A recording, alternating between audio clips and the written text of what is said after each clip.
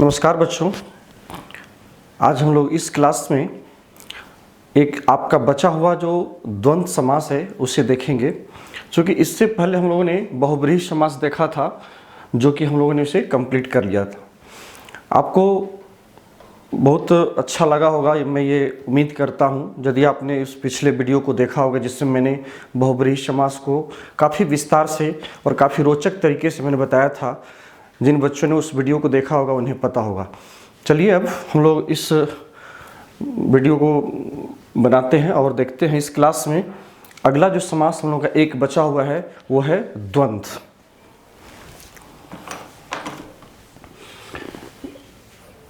ये आपका द्वंद्व समास हो गया, द्वंद्व। वास्तव में आप देखिएगा इस समास की जो विशेषता है, अभी तक हमने जो समास में देखा वो ये कि हर समास में कोई ना कोई किसी में पूर्व पद प्रधान होता है। जैसे कि अव्ययी भाव, हमने जो अव्ययी भाव समास देखा था तो उसमें पूर्व पद की प्रधानता होती थी। जब हमने फिर तत्पुरुष समास देखा तो उसमें उत्तर पद की प्रधानता होती थी। लेकिन ये जो समास हम पढ़ रहे हैं इसमें न तो पूर्व पद की प्रधानता होती है, न ही उत्तर पद की प्रधानता होती है। इसमें दोनों के दोनों पद प्रधान होते हैं, है ना। उभय पदार्थ प्रधानः द्वंद्वः, इसको कहा भी गया है। एक सूत्र आता है उसमें कहा कि जिसमें उभय पद, उभय मतलब दोनों, मतलब पूर्व पद भी और बाद वाला पद भी इसमें प्रधान होता है, इसलिए इसको द्वंद्व कहा जाता है। और द्वंद्व की जो मुख्य परिभाषा है वह है चार्थे द्वंद्वः, चार्थे द्वंद्वः।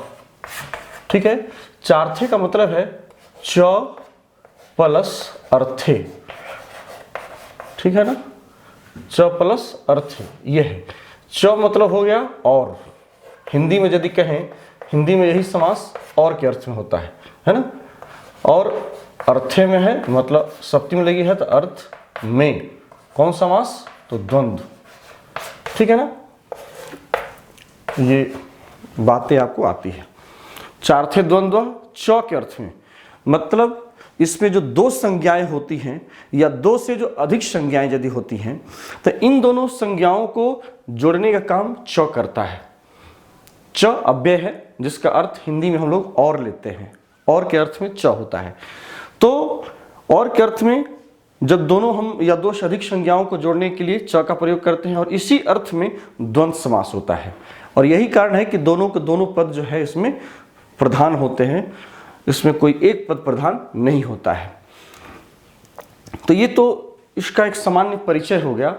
अब इसको हम लोग तीन भागों में बांटते हैं व्याकरण के नियम के अनुसार। वास्तव में ये जो आपका द्वंद्व समास है इसके तीन भेद बताए गए हैं। पहला है इतरेतर, इतरेतर, इतरेतर द्वंद्व, ठीक है, इतरेतर द्वंद्व। तो यहाँ पर इतरेतर में देखिएगा इसमें दो शब्द है, संधि युक्त पद है, इतर जुड़ इतर, इतरेतर होता है। इतर मतलब हो गया भिन्न, जो सामान्य नियम है उससे हटकर, है ना।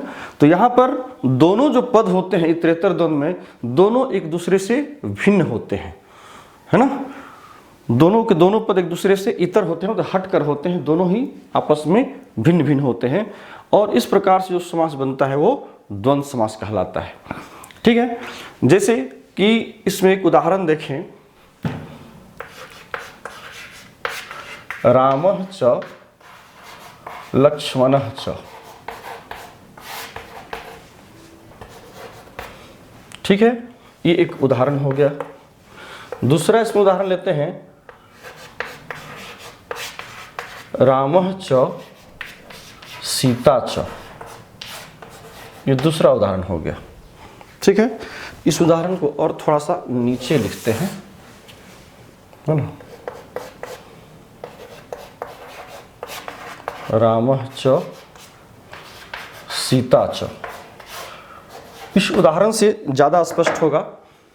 यहाँ पर जो पहला उदाहरण हम देख रहे हैं, रामः च लक्ष्मणः च, ये दो पद हैं और दोनों के दोनों पद जो हैं च से जुड़ा हुआ है। दोनों पदों के अंत में देखिए च च लगा हुआ है। वास्तव में एक ही च से इसके अर्थ की अभिव्यक्ति हो जाती है, अर्थ का पता चलता है कि और के अर्थ में है, लेकिन चूंकि एक व्याकरण की अपनी एक परंपरा है कि उसको दोनों पदों के साथ जो है च को जोड़ा जाता है। ठीक है, तो रामः च लक्ष्मणः च, इन दोनों को जब जोड़ते हैं तो इसमें देखिएगा कि दोनों का दोनों पद जो है प्रधान है। मैंने आपको बताया था कि प्रधान कैसे पहचानेंगे कि कोई पद प्रधान होता है। तो मैंने पिछले वीडियो में, यदि आप मेरे सभी वीडियो को आपने देखा होगा, स्पेशली जब आप तत्पुरुष समास भी देखे होंगे तो उसमें मैंने बताया था जब उत्तर पद प्रधान कैसे हुआ है, ठीक है ना, तत्पुरुष समास में। तो वहाँ मैंने बताया था आपको कि जब किसी पद में जब प्रथमा विभक्ति लगी रहती है तो उसे प्रधान समझना चाहिए, क्योंकि उसमें प्रथमा व्यक्ति होती है, वो प्रथम होता है, इसलिए वो सभी शब्दों में प्रधान माना जाता है। तो यहाँ भी वही बात है, देखिए दोनों पदों में जो है प्रथमा विभक्ति लगी हुई है, रामः में भी प्रथमा है और लक्ष्मणः में भी प्रथमा है, इसलिए यहाँ पर दोनों के दोनों पद प्रधान होते हैं और एक दूसरे से ये इतर है। इतर का मतलब दोनों एक दूसरे से भिन्न है, कोई एक दूसरे पर डिपेंड नहीं है और ना ही कोई एक दूसरे का विशेषण या विशेष्य है, या न तो उपमान या उपमेय है, या न दोनों मिलकर किसी अन्य अर्थ को निकालने वाले बहुब्रीहि समास की तरह हैं, वो भी नहीं है। तो इसलिए ये दोनों के दोनों स्वतंत्र पद हैं, एक दूसरे से वो इतर हैं, इसलिए इसे द्वंद्व कहा गया। द्वंद्व समास के अंतर्गत ऐसे उदाहरण को हम लोग रखते हैं। तो जब दोनों मिलता है तो अब क्या करेंगे, एक चीज में ध्यान देने की, जब दोनों पदों को जोड़ेंगे तो आपको मैंने शुरू में ही समास में बताया है कि दोनों मूल पद मिलते हैं, ठीक है ना। तो रामः में प्रथमा व्यक्ति लगी है तो इसके विभक्ति का लोप कर देंगे तो क्या हो जाएगा, राम, ठीक है। च हट जाएगा, च समाप्त, जब केवल दोनों पदों को मिलाएंगे तो च भी लोप हो जाएगा और विसर्ग का, आपसी जो दोनों पदों के बीच जो विसर्ग है इसका भी लोप कर देंगे, तो इसका भी लोप हो गया। तो क्या, और मिला किसके साथ, अगले पदों के साथ, तो हो गया राम लक्ष्मण, राम लक्ष्मण। अब प्रश्न ये उठता है कि अब इसमें जो विभक्ति लगाएंगे, वचन लगाएंगे, वो वचन कौन सा होगा। प्रथमा विभक्ति का तो होगा, लेकिन इसका वचन कौन सा होगा। तो वचन को निर्धारित करने के लिए हम लोगों को पदों को देखना चाहिए। द्वंद्व समास में यह सबसे ज्यादा जरूरी है कि जैसे ही हम दो या दो से अधिक पद भी हो सकते हैं, द्वंद्व समास में कोई जरूरी नहीं कि दो ही पद होंगे, दो से अधिक पद भी हो सकते हैं, जैसे रामः च लक्ष्मणः च भरतः च, अथवा रामः च लक्ष्मणः च भरतः च शत्रुघ्नः च, चार पद भी हो सकते हैं। इस प्रकार से और भी पद बढ़ सकते हैं और उसी को जो है संक्षिप्त, उसके विभक्ति के आपस की विभक्ति का लोप करके उसको हम लोग संक्षिप्त रूप बना देते हैं समास के लिए। तो राम लक्ष्मण हो गया। अब देखिए यहाँ पर दो पद है, तो हम लोगों ने संस्कृत में पढ़ा है जब दो का बोध हो तो उसके लिए द्विवचन का प्रयोग करते हैं। तो चूंकि दो पद हैं तो इसको हम लोग लेकर के कहाँ चले जाएंगे, द्विवचन में चले जाएंगे। और द्विवचन का निर्धारण जो हम लोग करते हैं कि किसमें द्विवचन लगाएं, क्या राम में द्विवचन लगेगा, नहीं। ये जो है इस बात का निर्धारण, इस बात का जो निष्कर्ष है वो अंतिम पद से निकलता है। वो अंतिम पद में द्विवचनांत हम लोग जो प्रत्यय है, द्विवचन का जो रूप है उसमें लगाते हैं। तो यहां पर लक्ष्मण, तो लक्ष्मण का रूप किसके अनुसार चलेगा, बालक की तरह। दोनों का दोनों पद देखिए अकारांत है, राम भी अकारांत है, लक्ष्मण भी अकारांत है, मतलब लास्ट में और स्वर लगा हुआ है और बालक की तरह इसका रूप चलेगा। तो बालकः बालकौ, बालकौ ऐसे भी जो हम लोग बालक का शब्द रूप जब पढ़ते हैं, बालकौ का मतलब क्या होता है, दो बालक, बालकः च बालकः च इति बालकौ। उसी तरह से रामः च लक्ष्मणः च इति राम लक्ष्मणौ, औ हो जाएगा। द्विवचन का जो प्रत्यय है वो औ हो जाएगा, ठीक है। तो राम लक्ष्मणौ कहने का मतलब ये है कि जब इतरेतर द्वंद्व में सबसे बड़ा जो मुख्य चीज इसमें है, जो बातें ध्यान देने लायक है, वो यही है कि दोनों पदों को मिलाने के बाद जो वचन का निर्धारण करते हैं वो अंतिम पदों को देख कर करते हैं। ये बात और स्पष्ट हो जाएगा आपका निचला, यदि आप आगे का उदाहरण देखिए, यहां देखिए रामः च सीता च, यहां वाला बात और यहां स्पष्ट होने जा रहा है आपका, रामः च सीता च। इसलिए मैंने दो उदाहरण लिए ताकि आपको और स्पष्ट पता चले। यहां पर एक पद है रामः और दूसरा पद है सीता। दूसरा जो पद है वो स्त्रीलिंग है, ठीक है ना, लता की तरह इसका रूप चलेगा, लता लते लता, उस प्रकार से सीता। तो ये चूंकि एक सीता की बोध हो रही है, इधर एक राम है, राम और सीता, रामः च सीता च। तो जब यहां पर भी जब दोनों पदों को हम जोड़ेंगे तो आपस के विभक्ति का लोप कर देंगे और च का भी लोप हो जाएगा। तो क्या हो जाएगा, राम और सीता के साथ फिर समास करेंगे, द्वंद्व समास, तो हो जाएगा सीता, है ना। तो ये राम सीता है, ओरिजिनल रूप क्या है, राम सीता बन रहा है, लेकिन यहां पर सीता नहीं होगा।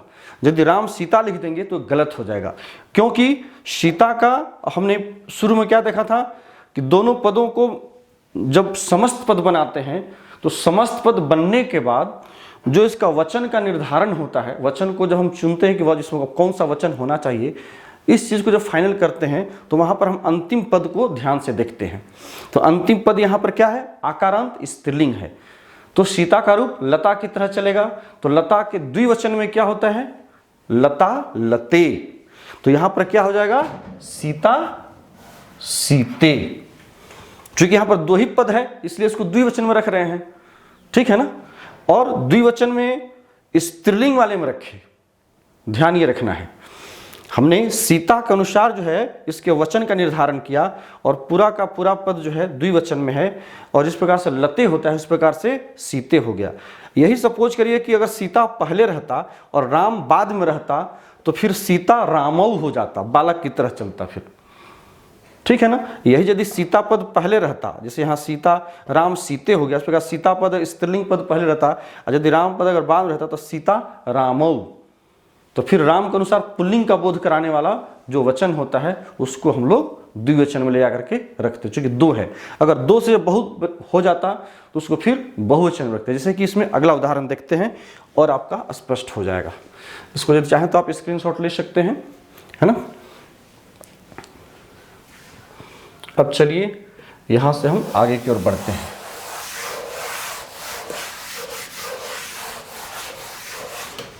एक इसमें उदाहरण लेते हैं हम, तीसरा, रामः च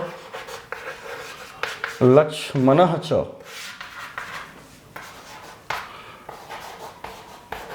भरतः च शत्रुघ्नः च।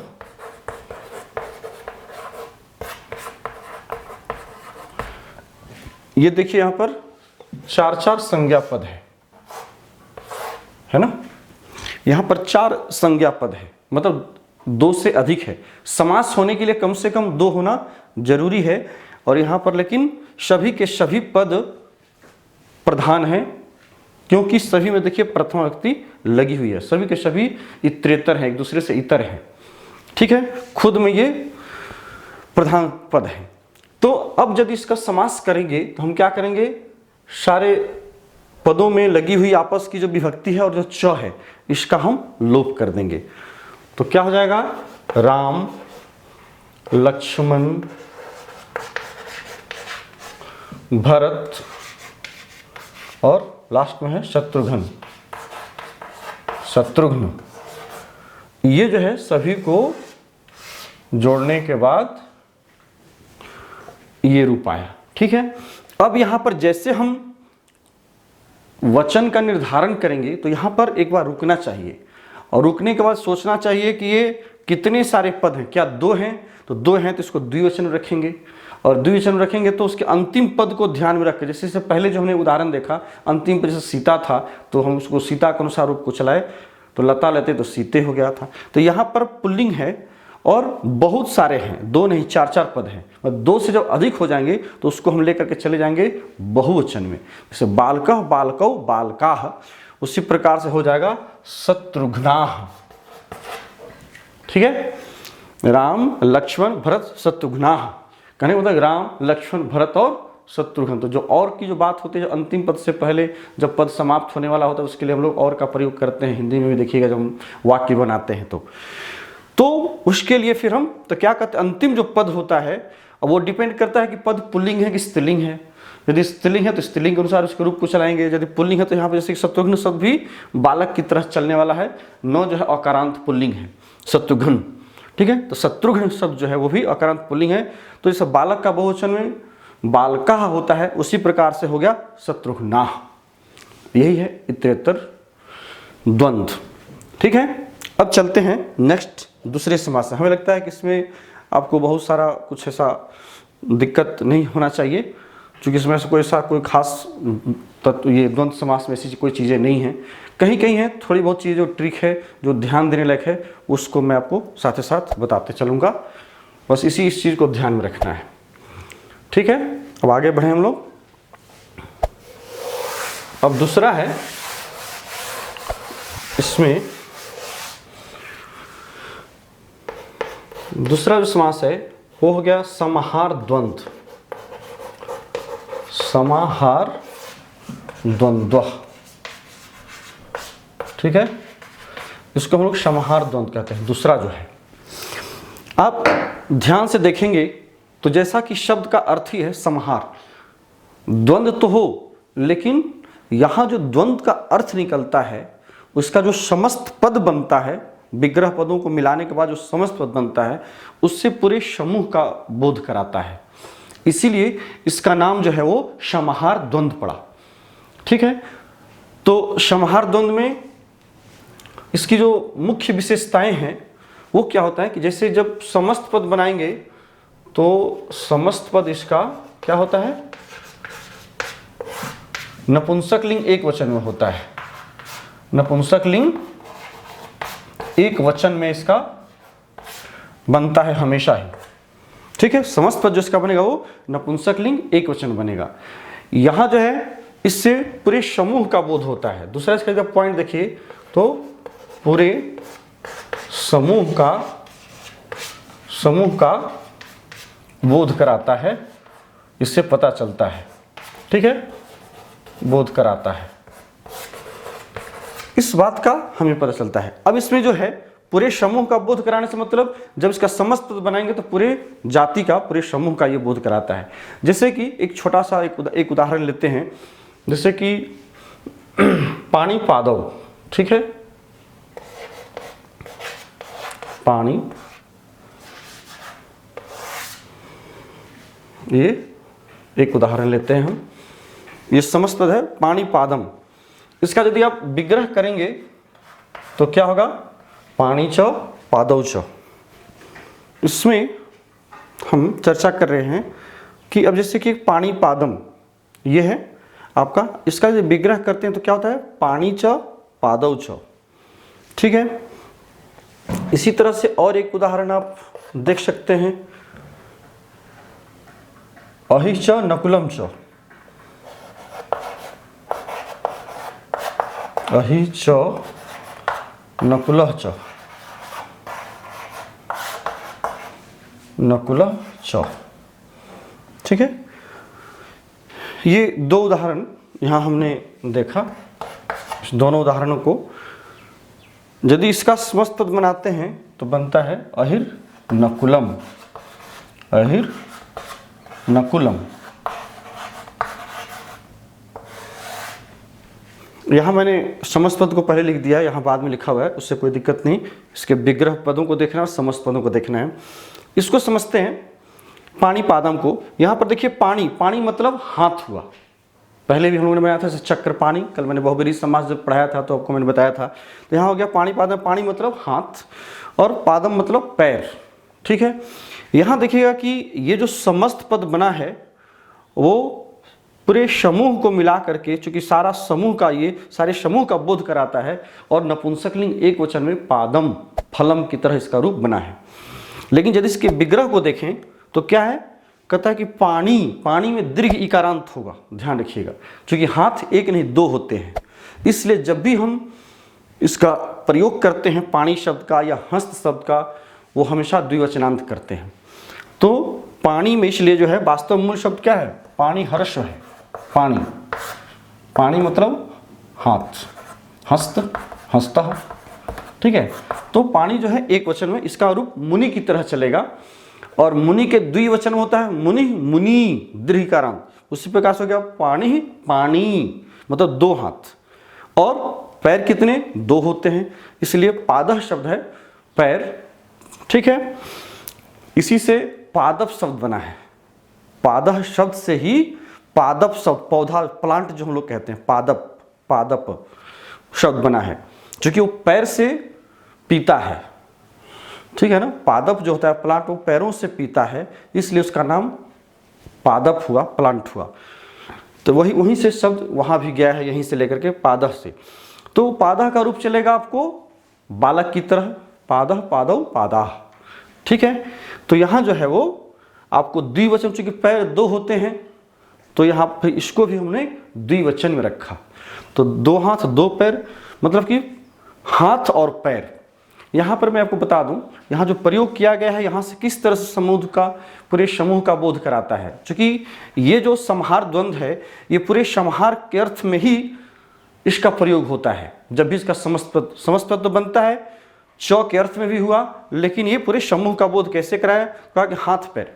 तो हाथ पैर से कहने से पूरे समूह का, जब भी हम किसी का बात करते हैं एक सामान्य भाषा में यदि हम लोग अपना देखें तो क्या कहते हैं, चलो भगवान जो है तुम्हारा हाथ पैर ठीक ठाक रखे तो तुम्हारा जीवन सही से आदमी का गुजर जाए। मतलब हाथ और पैर सामान्यतः हम लोग ये कौपल प्रयोग हम लोग करते हैं, एक साथ जुड़वा जिसको हम लोग कहते हैं, सामान्यतः इसका है ना, मुख नाक शिका, इसका प्रयोग हम लोग एक साथ करते हैं। तो कहने का मतलब कि हाथ पैर से मतलब पूरा शरीर आपका स्वस्थ हो।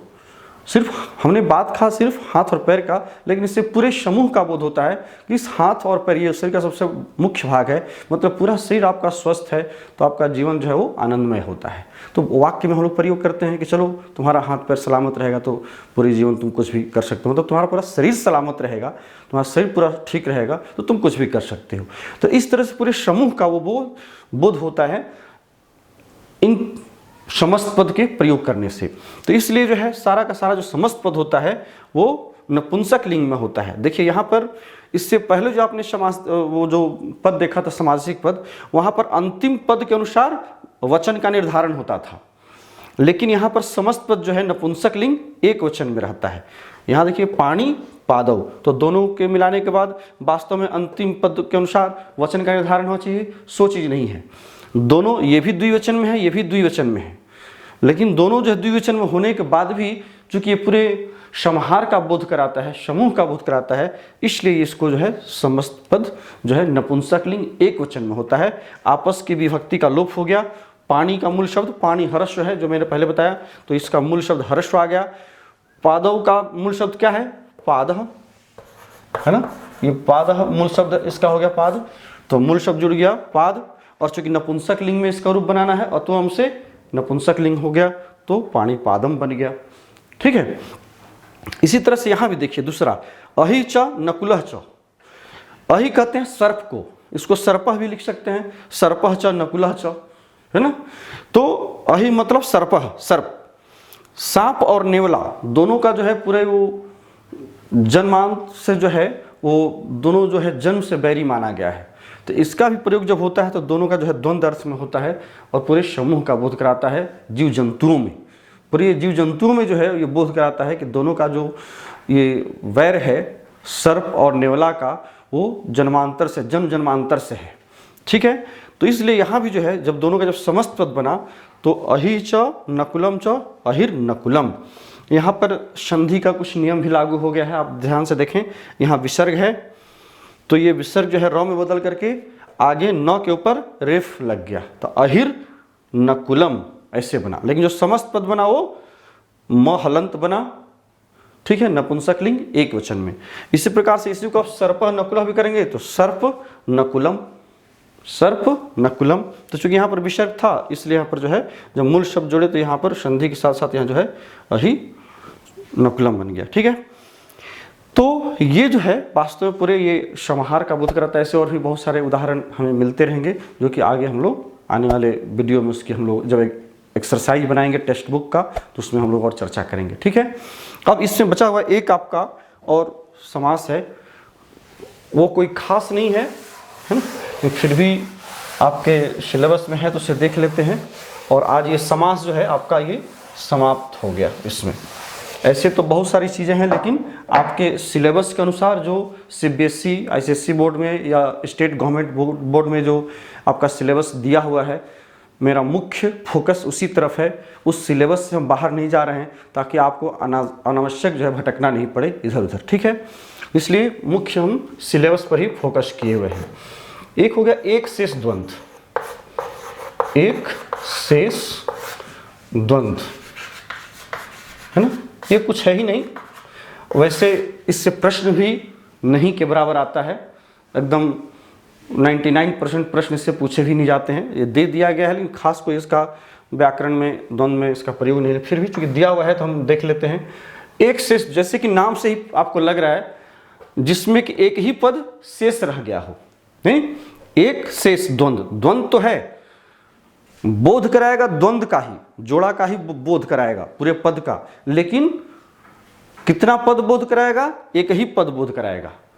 जब विग्रह करेंगे तो अनेक विग्रह होंगे, लेकिन अनेक विग्रह के बाद वो जब उसका जो समस्त पद बनेगा वो एक ही पद बनेगा जो कि पूरे विग्रह पद का वो बोध कराता है। जैसे कि यहां पर देखिए माता च पिता च, माता च पिता च, ठीक है। इसमें यदि इसका विग्रह हम पहले जब किए थे इतरेतर द्वंद्व में, तो वहां देखिएगा कि माता च पिता च माता पितरौ होता है। शायद उसका हमने उदाहरण दिया नहीं था, तो इसको वहां भी आप ले सकते हैं। तो वहां क्या हो जाएगा? माता पितरौ, वहां हम लोगों ने राम लक्ष्मणों का लिया था, तो इसका यदि उसमें देखिए तो माता पितरौ होता है। लेकिन यहाँ एक शेष द्वंद्व में जो है, ये जो दोनों पद देखते हैं इसमें सिर्फ पितरौ यही शेष रह जाता है, ठीक है ना। अब डिपेंड करता है कि एग्जामिनेशन में किस तरह से प्रश्न आपको पूछा गया है। यदि वहां पर माता च पिता च दिया गया है, और हो सकता है कि आज के पद्धति में ऑप्शन दिया जाता है, विकल्प दिया जाता है, उस विकल्प में यदि माता पितरौ दिया हुआ है तो माता पितरौ चुन लीजिएगा, या नहीं तो सिर्फ पितरौ दिया हुआ है तो सिर्फ पितरौ को आपको चुनना होगा। तो ये भी विग्रह होता है, और एक शेष द्वंद्व के अनुसार पितरौ ये भी विग्रह होता है। ये होता है आपको किसमें? इतरेतर द्वंद्व में। इतरेतर है द्वंद्व का ही उदाहरण, लेकिन ये जो है इतरेतर द्वंद्व में इस तरह से आता है। माता पितरौ वहां भी आपको मिलेगा उदाहरण, माता च पिता च, इसका जो विग्रह होता है माता पितरौ का, वो माता च पिता च, माता पितरौ।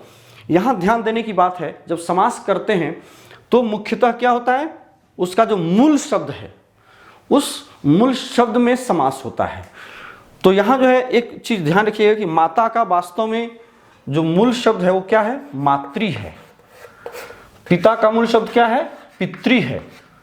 तो होना चाहिए मातृ पितृ रूप बनना चाहिए, लेकिन ऐसा एक नियम है हमारे व्याकरण में कि यदि कोई भी ऋकारांत शब्द यदि अंत में हो, यदि होता है तो वो ऋकारांत शब्द जो है वो आ में बदल जाता है, ठीक है ना। तो इसलिए ये जो ऋकारांत है वो आ में बदल गया, इसलिए माता पिता ये इसका प्रयोग होता है ना, कि मातृ पितृ प्रयोग होता है। और जब समस्त पद भी बनता है तो माता पितरौ। तो ये ध्यान देना है कि अंतिम पद क्या है? पिता का यदि रूप आपको याद होगा तो पिता पितरौ पितरः, इस तरह से उसका रूप चलता है पितृ शब्द का। उस प्रकार से मातृ शब्द का भी माता के अर्थ में माता मातरौ मातरः, तो इस तरह चलता है। तो द्विवचन में वहां भी मातरौ होता है अथवा पितरौ होता है पितृ में। तो इसलिए यहाँ पर चूंकि दो हैं तो द्विवचनांत में अंतिम पद आता है, तो हो गया यहाँ पर पितरौ। पहला शब्द माता है तो माता रह गया, और पिता के साथ समास होने के बाद जो अंतिम पद है उसके अनुसार वचन का निर्धारण किए, तो उसके अनुसार वचन का निर्धारण किए तो क्या हो गया? पितरौ हो गया, ठीक है। क्योंकि पिता पितरौ होता है, जैसे वहाँ पर था पहले वाला जो इतरेतर द्वंद्व आपने जो देखा था, वहाँ भी यही था कि रामः च लक्ष्मणः च तराम लक्ष्मणौ, दूसरे पद के अनुसार वचन का निर्धारण किए थे। तो इसी तरह यहाँ भी, यहाँ पर अंतिम वाला जो पद है पितर शब्द पितृ का, उसका द्विवचन में गए तो पितरौ हो गया। एक शेष में क्या बचा? सिर्फ यही अंतिम वाला, एक शेष में यही सिर्फ पितरौ शब्द से ही जो है माता च पिता च दोनों का बोध होता है। मतलब यहाँ माता शब्द कहें तो पितरौ शब्द में ही समाहित है। इसी पितरौ, इस माता पितरौ दोनों पद जो है सिर्फ पितरौ शब्द के कहने मात्र से उसका बोध होता है। यही एक शेष की तो विशेषता भी है। एक शेष द्वंद्व समास की यही विशेषता है कि एक ही पद से जो है दोनों पद इसी में छिपा हुआ है। पितरौ कहने का मतलब ये जो द्विवचन में जो पितरौ में जो औकार लगा है, ये द्विवचन की जो इसमें ये जो प्रत्यय इसमें लगा हुआ है, विभक्ति लगी हुई है, ये पितरौ से पता चलता है कि दो पिता का एक माता है जो पहले से छिपा हुआ कोई पद है, और इसलिए उसके चलते जो है पिता को द्विवचन में रखा गया। ये बात यहाँ से कहीं न कहीं इशारे में निकलती है। तो इस बात को आपको समझना होगा कि पितरौ में द्विवचन लगा है, मतलब इससे पहले कोई और एक पद है जिसको कि दोनों को लेकर के पितरौ द्विवचन में रखा गया है। उसी प्रकार से भ्राता च भगिनी च, है ना, भाई और बहन, तो उसमें सिर्फ भ्रातरौ कहने से या भगिनी को पहले रख लीजिए, बहन और भाई, तो फिर सिर्फ भ्रातरौ कहने से भाई बहन दोनों का अर्थ निकलता है। ठीक है, यही एक शेष द्वंद्व है। सिर्फ यही ध्यान रखना कि इसमें कोई बहुत ऐसी खास बात नहीं है, सिर्फ अंतिम वाले पद में ही सभी दोनों पदों का जो है अर्थ निकलता है, इसलिए इसको हम लोग एक शेष द्वंद्व कहते हैं, जिसमें कि एक ही शेष पद, द्वंद्व तो है लेकिन एक ही पद इसमें शेष रह जाता है, इसलिए एक शेष द्वंद्व होता है। तो ये जो आपका समास है, ये द्वंद्व समास एक यही बचा हुआ था। इससे पहले पूरा सीरीज में मैंने पार्ट 1 पार्ट 2 ऐसे करके मैंने समास को मैंने बनाया है। ये आपका छठा होगा, पार्ट 6 समास में द्वंद्व। ये आपको यही हम समाप्त करते हैं और फिर नेक्स्ट क्लास में हम लोग मिलते हैं प्रत्यय के साथ। बहुत इंपॉर्टेंट टॉपिक है आपका प्रत्यय का, जो आपके सिलेबस में है, मैं उसी को मैं लेकर के आगे बढ़ूंगा। मैं ये नहीं चाहता, है तो बहुत कुछ है ना, सिलेबस जो कि इसलिए बनाया जाता है ताकि बच्चों को उस सारे भंडार से निकाल करके कुछ कुछ चीज़ों को चुन चुन करके दिया जाता है कि उसी के अनुसार आपसे प्रश्न पूछे जाएं। ठीक है, तो बस हम लोग उसी को देखेंगे जो चुनिंदे प्रत्यय हैं जो आपके सिलेबस में दिए हुए हैं, उससे हट कर अभी हमें बाहर नहीं जाना है। फिर जब उसका भी जब ज्ञान लेना होगा तो उसके लिए भी अलग से हम लोग वीडियो बनाएंगे, लेकिन अभी फिलहाल हम लोग इसी के अनुसार चलेंगे। चलिए, बहुत बहुत धन्यवाद। फिर हम लोग नेक्स्ट में मिलते हैं। Thank you.